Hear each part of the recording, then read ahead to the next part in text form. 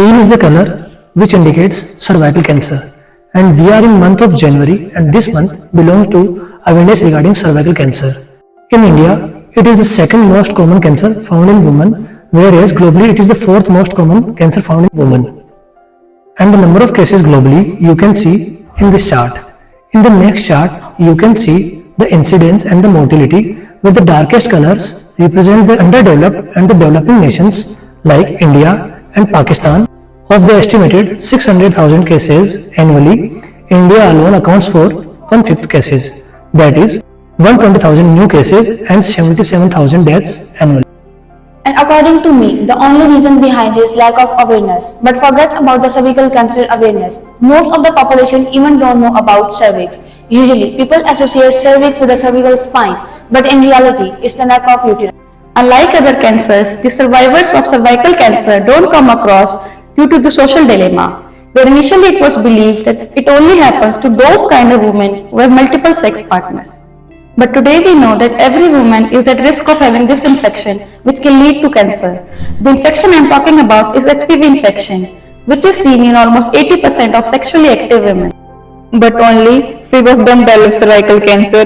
Relatively, it is more common in rural women who have risk factors like early marriage, reproductive tract infection, multiple pregnancy, poor access to healthcare services, and immunocompromised patients.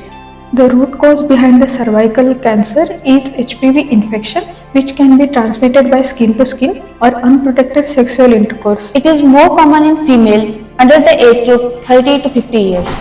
Not every woman with HPV infection develops cervical cancer. Cervical cancer is a truly preventable condition, since it is slow growing and has a long pre-invasive stage of 10 to 30 years, known as cervical intraepithelial neoplasia, and therefore we have a long window to detect and treat. In 2018, the Director General of WHO has pledged to eliminate cervical cancer globally till 2030 using three-pillar approach.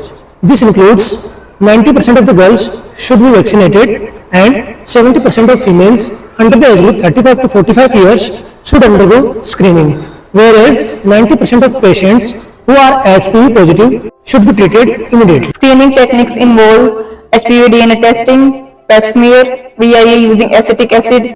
Among all of them, HPV has highest sensitivity.